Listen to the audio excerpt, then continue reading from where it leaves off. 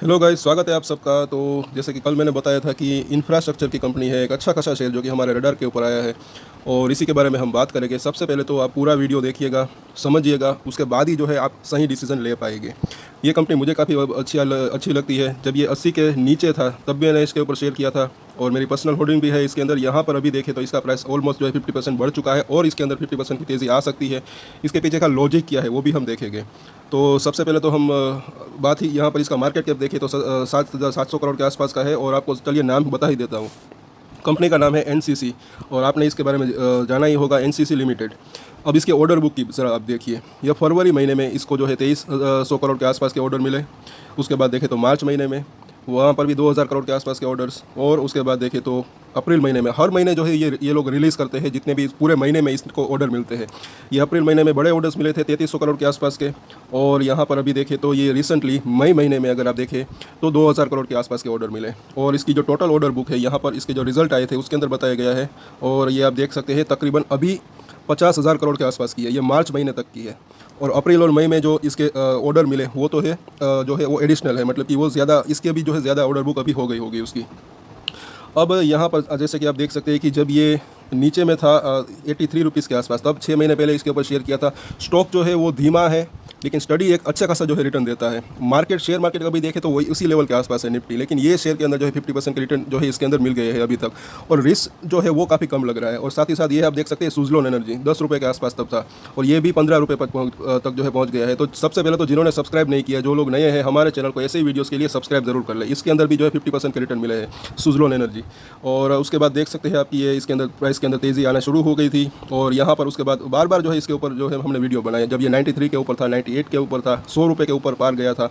और जब ये 120 रुपये तक गया था तब मैंने बोला भी था एक वीडियो के अंदर कि इसके अंदर आप अब प्रॉफिट बुकिंग कर सकते हैं। वापस से जब ये नीचे आए तब आप वापस से बाई कर सकते हैं। और उसके बाद ये 100 रुपये गया, वापस से इसके अंदर तेज़ी आई। तो यहाँ पर अभी देखें तो इसके फंडामेंटल देख लेते हैं। ये जो चीज़ जो है आप खास ध्यान 7,700 करोड़ के आसपास का मार्केट का पी रेशियो अभी देखें तो ये सस्ता है, 12 के आसपास का पी रेशियो है। अभी इसकी बुक वैल्यू भी अगर आप देखें तो 100 रुपये के करीब करीब है, अपनी बुक वैल्यू से आसपास ही अभी है। रिटर्न ऑन कैपिटल एम्प्लॉय और रिटर्न ऑन इक्विटी काफ़ी बढ़िया है, 20% और 10% के आसपास। और यहाँ पर इसकी फेस वैल्यू 2 रुपये है। डिविडेंड यील्ड भी अच्छी है, अच्छे खासा डिविडेंड भी देता है 2% के आसपास के। हाई और लो अगर 52 वीक अगर देखें तो 50 रुपये के आसपास का लो देखा था और 130 रुपये के आसपास का हाई। तो अपने हाई से जो है करीब ही है ये। अभी इसके रिजल्ट ज़रा देखिए कितने बेहतर आए थे। तो अगर साल दर साल ये क्वार्टरली रिजल्ट है, इस साल से इस साल अगर देखिए क्वार्टरली रिजल्ट, तो ज़रा इसका रेवेन्यू देखिए कितना इसके अंदर अच्छा खासा रेवेन्यू के अंदर बढ़त देखने को मिली। तकरीबन 45% के आसपास की जो है सेल्स इसकी रेवेन्यू बढ़ी। हालांकि नेट प्रॉफिट जो है वो थोड़ा सा घटा है। इसका कई रीज़न हो सकते हैं, जैसे कि कंपनी जो है अपने एम्प्लॉयज़ होते हैं उनकी सैलरी हाइक करती है, या फिर कुछ अलग खर्चे होते हैं, फ्यूल कॉस्ट हो गए, या फिर इलेक्ट्रिसिटी के जो है वो कॉस्ट बढ़ गए, या फिर इंटरेस्ट रेट जो है वो बढ़ता है। मतलब कि कोई भी रीज़न हो सकता है। तो अभी इसके मार्जिन जो है वो थोड़े से कम हुए हैं, इसी वजह से शेयर के अंदर जो है ऊपर से लेकर नीचे थोड़ी सी गिरावट हुई थी, लेकिन वापस से जो है इसके अंदर एक बाउंस बैक आया था।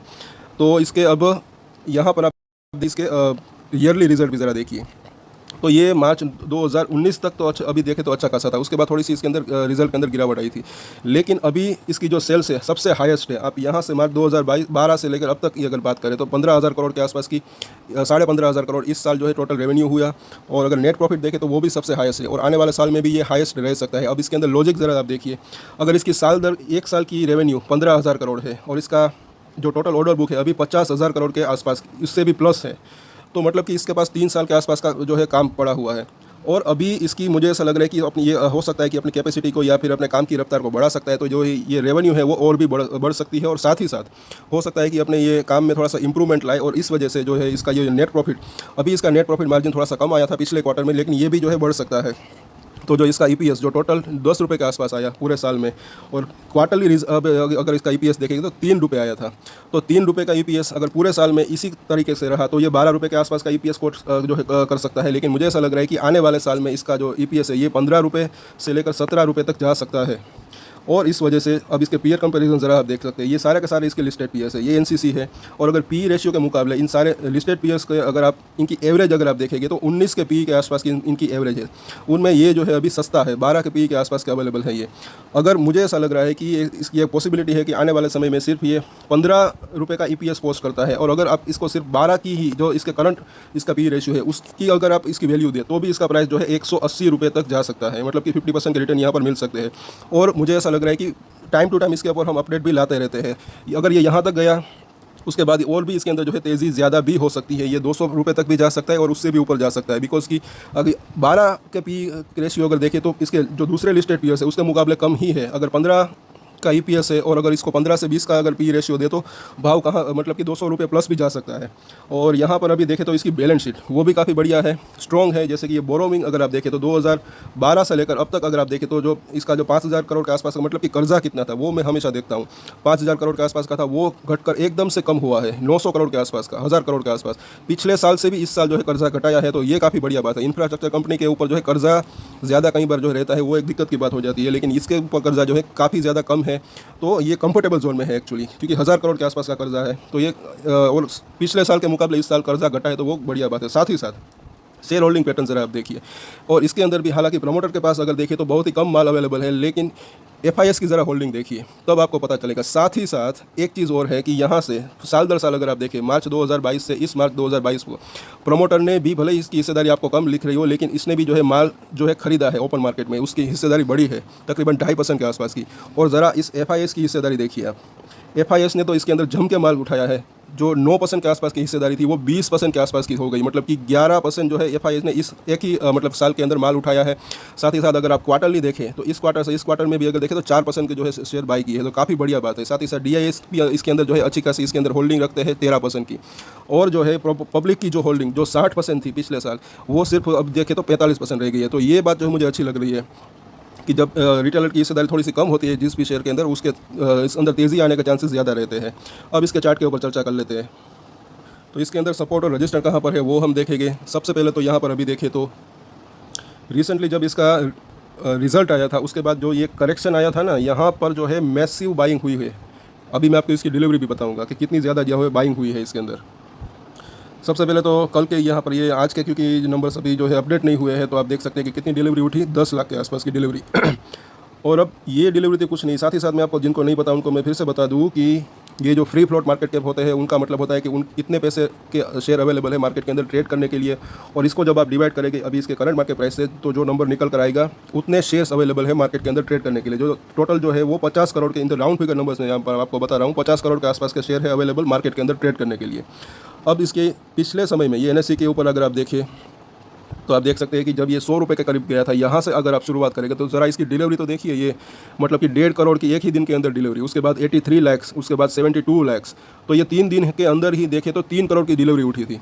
और उसके बाद भी ये रुका नहीं, 25 लाख, उसके बाद फिर से 27 लाख, और उसके बाद वापस से यहाँ से लेकर यहाँ तक फिर से ये 3 दिन में अगर आप देखें तो 1.25 करोड़ के आसपास की डिलीवरी उठी। तो ये अगर आप यहाँ से लेकर यहाँ तक अगर आप गिनती करोगे तो तकरीबन 4 से 5 करोड़ की जो है डिलीवरी उठी है ये इस शेयर के अंदर, तो काफ़ी बड़ा अमाउंट है। और अगर आप इसको 50 करोड़ से अगर मतलब कि परसेंटेज निकालोगे तो तकरीबन 8 से 10% के आसपास की जो है इसके अंदर एक्यूमुलेशन हो चुका है। ये आप जो है ऐसा यहाँ पर एक एज्यूम कर सकते हैं। तो इस वजह से मुझे तो कहीं ना कहीं यही लग रहा है कि इसके अंदर जो है अब डाउन साइड रिस्क जो है वो कम है, और ये शेयर भी अगर देखें तो एक स्टडी रिटर्न देता है। एक जो है अभी इसके थोड़ा सा लंबा चार्ट यहाँ पर, जैसे कि अभी एक अच्छी खासी जो है इसके अंदर तेज़ी देखने को मिली, फिर एक राउंडिंग बॉटम सा यहाँ पर देखने को मिला, और ये ब्रेकआउट देने की कोशिश की, लेकिन अभी यहाँ पर थोड़ा सा ये कंसोलिडेट कर रहा है। और ये इसका डेली चार्ट यहाँ पर फिर से लगाया, और उसके बाद देखें तो ये वीकली चार्ट जी हाँ यहाँ पर लगाया। तो ये आप देख सकते हैं कि कंटिन्यूसली जो है कहीं ना कहीं इसके अंदर एक ये तेज़ी का चैनल बना हुआ है। बीच बीच में आप देखें तो प्रॉफिट बुकिंग भी आती रहती है, फिर से ऊपर आया, फिर से नीचे आया, फिर से यहाँ पर ऊपर और नीचे, और इस तरीके से जो है इसके अंदर एक तेज़ी आती रहती है। और साथ ही साथ ये जो 21 वीक का मूविंग एवरेज है वो काफ़ी इंपॉर्टेंट है। पिछले 1 से 1.5 साल के अंदर अंदर आप देखें तो जब से इसके ऊपर ये निकला है इसके नीचे ये गया नहीं, सिर्फ यहाँ पर एक बार इसके नीचे गया था, जब इसके अभी भी इसके जो मतलब कि ये 2-3 हफ्ते पहले जब रिजल्ट आए थे, लेकिन उसके बाद तुरंत ही इसके अंदर जो है वापस से तेज़ी आई, और ये वॉल्यूम भी अच्छा खासा रहा। और सॉरी कुछ टेक्निकल इशू था। यहाँ पर भी देखें तो ये मंथली चार्ट भी हमने लगाया, तो यहाँ पर लंबा चार्ट है, तो यहाँ पर भी एक डबल बॉटम सा यहाँ पर जो फॉर्मेशन बन रहा है, ये डबल बॉटम बना जब ये कोविड काल था, उसके बाद देखें तो यहाँ पर एक बॉटम बना, और उसके बाद इसके अंदर तेज़ी देखने को मिली। साथ ही साथ ये सिर्फ चार्ट के ऊपर नहीं बल्कि फंडामेंटल भी, जैसे कि आप देख रहे हैं कि इसके जो है अच्छे खासे ऑर्डर मिल रहे हैं, और अगर ये ऑर्डर मिलते रहेंगे ऐसे ही तो इसके अंदर जो है एक तेज़ी जो है वो कंटिन्यू रह सकती है। अब इसके अंदर जो है कर क्या सकते हैं, तो अगर मैं जो है हमेशा मैं कहता हूं कि अगर आप बाय करना चाहते हैं तो कर सकते हैं, 2 स्टेप में बाय कर सकते हैं। एक तो करंट मार्केट प्राइस के ऊपर 120 के आसपास, और नीचे में जब ये 110 रुपये के आसपास आए तब इस तरीके से आधा आधा करके बाय कर सकते हैं, लेकिन स्टॉप लॉस ज़रूर रखें। हाँ, ये मैं हमेशा कहता हूँ। तो 100 रुपये के आसपास का, या फिर ये मान कर चलिए अगर आप सेफली अगर देखें तो थोड़ा सा डीप स्टॉप लॉस है, 98 रुपये के आसपास का जो है स्टॉप लॉस ले सकते हैं। जो भी यहाँ पर इसने एक अभी मतलब कि रिसेंटली एक लो बनाया था और अच्छा खासा यहाँ पर जो है एक इसके अंदर डिलीवरी उठी थी। तो 98 रुपीज़ के आसपास का जो स्टॉप लॉस रख सकते हैं, और आपकी बाइंग कॉस्ट जो है 115 रुपये की हो सकती है अगर आप आधा आधा करके बाई करते हैं तो। बाकी मर्जी आपकी है, एक साथ आप यहाँ पर बाई करना चाहे तो भी कर सकते हैं, लेकिन मैं हमेशा यही सजेस्ट करता हूँ कि अगर आपको खरीदना है तो थोड़ा थोड़ा करके भी खरीद सकते हैं, क्योंकि ये कोई नहीं बता सकता कि ये यहाँ से तुरंत ही भाग जाएगा या फिर यहाँ पर थोड़ा सा कंसोलिडेट करके नीचे आएगा, बाद में जो है इसके अंदर तेज़ी आएगी। तो यहाँ पर 115 रुपये के आसपास का अगर आपकी कॉस्ट रह सकती है, और 17 रुपये का जो है रिस्क है इसके अंदर, तकरीबन 17 रुपये का रिस्क। और तेज़ी जैसे कि हमने देखा कि 50% यानी कि 180 रुपये से लेकर तो मतलब कि 60 रुपये से 80 रुपये के जो है इसके अंदर रिवॉर्ड जो है पॉसिबल है। और साथ ही साथ एक चीज़ और मैं आपको बता दूं कि इसको 140 रुपये के आसपास का एक हर्डल है, क्योंकि इसका पिछला एक वहाँ पर जो है एक रजिस्टेंट था 140 से लेकर 150 रुपये तक। आपको जब भी मन करे आप प्रॉफिट बुक कर सकते हैं, चाहे पार्शल प्रॉफिट बुक करें या पूरा प्रॉफिट बुक करें। तो इसके अंदर आपको खरीदना है तो खरीद सकते हैं। और जो भी करें, ये भी मैं हमेशा कहता हूँ कि छोटी क्वांटिटी में ले, अगर आप खरीदना चाहते हैं तो खरीद सकते हैं, लेकिन छोटी क्वांटिटी में मतलब कि खरीद सकते हैं। वो भी आपको खरीदना है तो मतलब कि अगर आप ट्रेड ले तो छोटी क्वांटिटी में ले, क्योंकि अगर आपका पोर्टफोलियो जो है वो डाइवर्सिफाइड रहेगा तो ज़्यादा बेहतर रहता है। ज़्यादा शेयर के अंदर जो है आप निवेश करने की कोशिश करें, वो भी अच्छे शेयर ढूंढें जिससे कि आपका पोर्टफोलियो डाइवर्सिफाइड हो, क्योंकि शेयर जो है वो कुछ शेयर ऐसे होते हैं कि तुरंत भागते हैं, कुछ शेयर ऐसे होते हैं कि थोड़ा सा टाइम लेते हैं। तो एक आपका पोर्टफोलियो जब डाइवर्सिफाइड रहता है तो जो है आपको एक मुनाफा वसूली करने में एक आसानी रहती है, साथ ही साथ रिस्क रिवॉर्ड रेशियो जो होता है वो भी जो है अच्छा रहता है। और पूरा पैसा एक ही शेयर में के अंदर ना फंसा दे, और क्योंकि ये शेयर मार्केट है, अगर एक शेयर नहीं चलता तो मतलब कि आपका पैसा जो होता है वो फंसा हुआ रहता है। और स्टॉप लॉस ज़रूर ले, ये मैं हमेशा कहता हूँ। तो इसके ऊपर अपनी नज़र बना कर रखें, थोड़ी सी अपनी स्टडी भी करें, और अगर आपको इसके अंदर अच्छा लगे तो आप निवेश करना चाहे तो कर सकते हैं। तो आज के वीडियो में इतना ही दोस्तों। अगर अच्छा लगा तो ऐसे वीडियोज़ के लिए लाइक ज़रूर करें, शेयर करें जो भी लोग शेयर मार्केट के अंदर जुड़े हुए हैं। मुझे ये कंपनी काफ़ी बढ़िया लग रही है, और सब्सक्राइब ज़रूर कर लें हमारे चैनल को।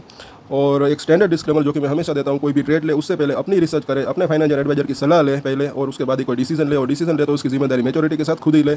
ये वीडियो मैंने एजुकेशन पर्पज़ के लिए बनाया है, मेरी तरफ से कोई भी बाय या सेल की रिकमेंडेशन नहीं है। Thank you.